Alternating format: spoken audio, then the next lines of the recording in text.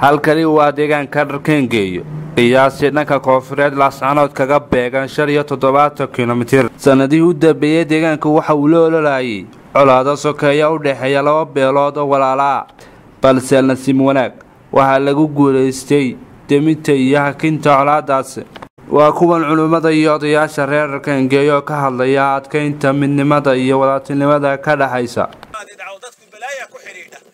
waagi rasuulka waqtigiisii labadii qolo markay heshiiyeen Madiina deganaa ee colaad u dhaxmartay nimankii yahuud ahaa ee la deganaa waxay ka muraara dilaaceen boqolaal sano qabaa'ilkii dirirayay oo nabday oo wada shiraya wada shaahaya sheekaysanaya wax bay ka muraara dilaaceen nin odaya wuxuu yiri intuu dhalinyaro adire war orodo dhakirhum biharbi bu'aas orodo dagaalkii bu'aas xusuusi markaasuu soo dhex fadhiistay iyagoo labadii qoys oo sheekaysanaya wada shaahaya isku dhex jira waryaareen maalintii hebla ma garanaysan wixii dhacay ha oo gabayga hebel mariyay kii kale ka mariyay qabyaaladu waa balaayo dhiigi ba ku kacay raggii waa iminka wada sheekaysanay ee wada shiray ee wada shaahay ee shawrayay marqure ka dhex kacday waryaareen iminka way iskaan siiya hubka la doonto qolo walba halkaas u dareertay qolna halkaas u dareertayo qori waxa sayfaya warma lagu dagaalami jiray waa la doonto nabiga loo sheego aqalka fadhiya isagoo qaarka sare qaawan guntigii hoose marada wato jiidaya uu nabigu soo Allah abi da'wa al-jahiliyati wa ana bayna adhurikum wara laka yaaba war maano idin dhex joogaan tolaa yarare beleedaanta leedii way isu yimaadeen way isku ooyeen way isqabsadeen ninba waxa qasay mawjeeda luubaanka ninba ka dhex jiray luubaanka ninba ugu hiday ku dhex jiray qofkii aad aragtaan inuu luubaanka idin ku ridayo iska ilaaliya dadku war xuma tashiilku waa badan yahay seedaba Soomaalidu waxay tiri beenay xagaad ku nooshahay laba qoys oo isqabta dhexdooda joogaabay tiri halkaas la iga hela meelka la iga halkaas ku hooyata iyada waxaan leenahay marka walaalayaal qodobkaasi waa qodobka muhiimka reer baadiyaha waxaan idin leeyahay dhan walba war sidii reer daba taageed idinkaana ka dad badan idinkaana ka magaalo weyn waxay garteen ciidkii inay xoolo iska ururiyaan oo la bari dhigtaan oo ducaystaan wixii dhintay wixii nool nabada adkaystaan war sooma iyagu ariba urursadeene ina geel qalqaataan sooma fiicna idinka markaas meena fiicnay iyagu ariba bay isu keeneen ma idin la taajimcahan intaad ka bilowdaan gudi weydin dhisan yahay halka inay isugu soo baxdaano dadka laga sheekeynaya xooluhu ka madhayna maalinta hilib geeliya bariisa ka dharkeen haddaan reer Dharkeengeeyo nabadii lagu soo hawshooday culimada iyo ummadda iyo dawladda iyo shacabka iyo ummadda oo dhan ay ka qayb qaadatay waan soo dhaweynay haddaan reer Dharkeengeeyo waanu qaadanay intii hadda aan wada joognayna wax dhibaato ana lama kulmin wax xumayrayna ma ana arag iyo martoon runtii waliba anigu dhul badan baan tagay ilaa wanaagsan baan tagay ilaa geedeel baan tagay dhul badan oo ay taabaan tagay oo aan soo qaaday ama aan soo qabtay oo shaqaan ka soo qabtay hal qof oo qorista ma arag runtii ka badan ilaa geedeel ilaa wanaagsan ilaa dhul badan baan maray oo ayda ah ma arag runtii dadku runtii aad iyo aad u doonayaan nabadda uguna fiicay laakiin waa dad lama maleeyo qof iyo laba iska waa iska jiri karaan laakiin anigu ma arag haddaan nahay odayaasha iyo ciidamada iyo dadkii aan soo wareysanay wax sheegaya wax qowda iyo wax xumaynaya midna ma arag aad bay fiican waliba reer Dharkeengeeyo way ku fiican ahaan jireen dadku ugu fiican anagu waa laakiin adu si kasta baa ahaatee waxaan rajaynaynaa sidii hore aan ku noqono aad baan u jeednaa ilaahina waan ku baryaynaa taas waa midda nabadda midda labaad tii hore odayaashu ka hadleen laba qaybood baa jira midda abaarta waxa la xoolo midda xoolo ay bixeen maalin way laba reer baan soo raray caruurtooda iyo ariyahooda waxa badnaa caruurtooda laba reer baan gaari ku soo qaaday runtii caruurtooda iyo ariyahooda waxa badnaa caruurtooda badnay marka dadka noocaas runtii Ilaahay baa isaaqooda qoray laakiin dadku runtii way ka dhibaato badnaayeen dadka kale waana ka cayb badan badmoodaa arrinta waxa leeyahay ama dawladda Soomaaliland ha ahaato ama culimada ha ahaato ama ummadda islaamka ha ahaatee arrintaas ninkii ceel ku dhacay wuxuu yahay idhug ma lahaw oo idhufsina lahaw horta arrintaas si gaar ah loogu hayo waa qaybta labaad hadda magaalada dhowr sanadood waxba laga baran meeshan hadeen wax barasho ahayn waxa weeye dadku xun buu ku foognaanaya jiila shayreed baan ugu dhib badan haddii aan wax la barin oo aan wax laga bedelin oo aan wax la tusin dhibaato badan baa hadhow dhalan doonta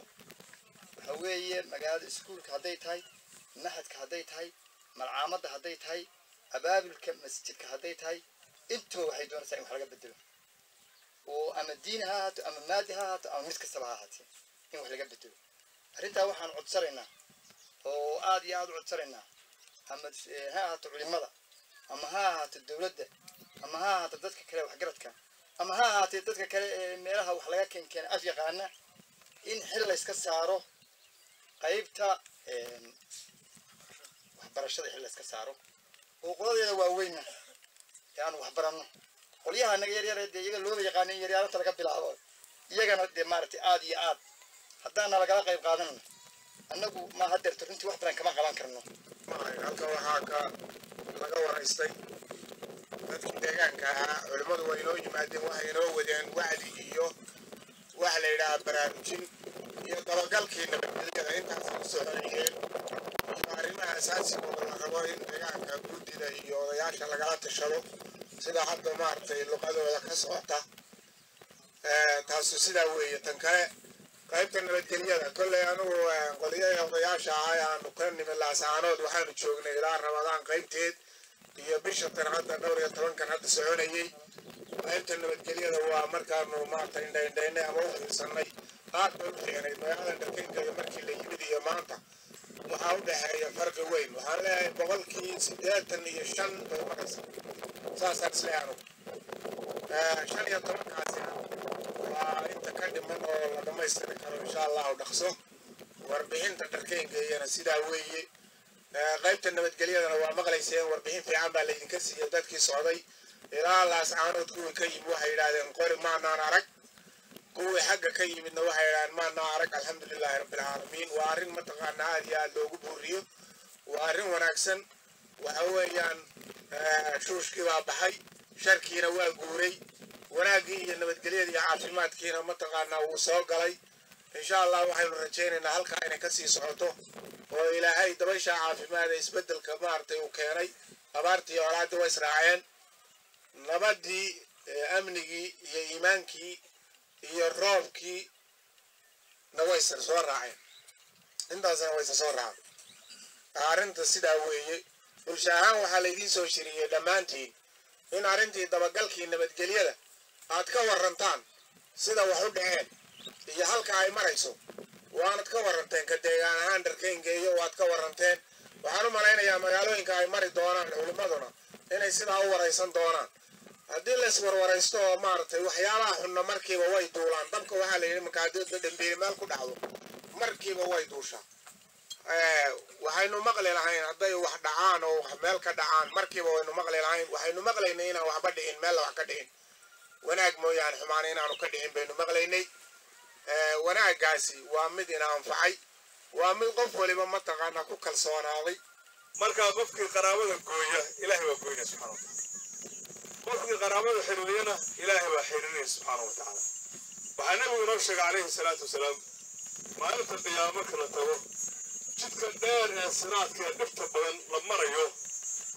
waa jidkaas waxaa taagan buu rasuulku calayhi salaatu wasalaam qaraabanimada halkaa waxa weeyaan jidkaas wuxuu dul maraa naarta jahannamo oo qof aan jidkaa marin janno gori maayo jahannama ka hooseysa waa jid yaroo dhib badan oo ay jilicsan oo adag ma garanaysaa waxaa taagan oo jidkaas fadhiya qaraabadii qofkii markaa qaraabo goys ah halkaa dhaafi maayo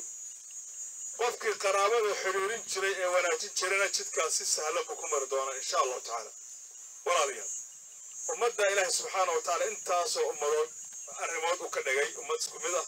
isku qof ah isku ehel ah isku rixim ah isku qaraabo ah waxa maxaan ku idhaahdaa inay dembiga dembi ugu weyna la kala galo ama dhiig lasbanaystaa waxaa ku booriyaa waa ibliis iyo shaydaan waxaynu u baahanahay shaydaanka in layska qabto inaanu waxa weeye annana aanu awalla waa laga shaqaynayey haddana aanu sii anbaqaadno aan dee halkii laga harin ilaa inta ay waxa weeye 100% ay imanayso oo sideedii caadiga ahayd ay ku soo noqonayso inaynan ka caajisin oo aynu wadno in badanna waxay la tahay waa leedin wacdiyey reerdarkeen haddaad tihiin wax badan waa laydiin sheegay culimo waa idiin timid waxaa la yidhi ilaahay qur-aankiisa wuxuu ku leeyahay wadakir fa ina dikra tanfacu lmu'miniin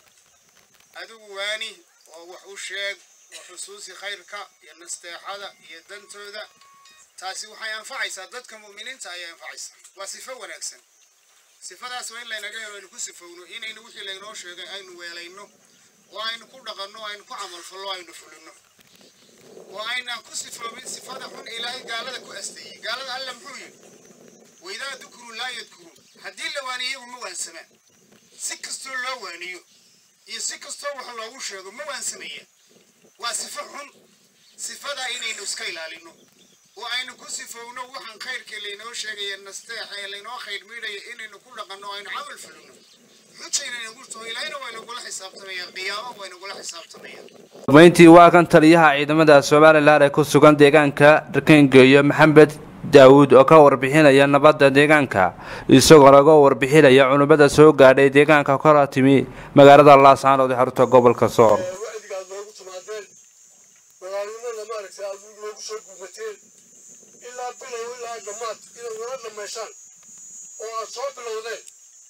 oo ilaa magaranaysa inta hawshaas socotay aad ku hawleedeen maaragtay waad aad ilaahay maaragtay hay'adka jitaashiyo inta ay soo socotay ilaahay khayrkeega maaragtay haynoo bilaabay insha Allah bismillah annagana waxa la naga doonayaa reer Dharkeengeeyo inaanu qaadano wacdigaadna siiseen iyo waajibkaadna farashaan Soomaaliya qaado waajibka la siiyay كإسلام كإلهي نغفر لك كلا لنقوع عليه يبا والله قاضي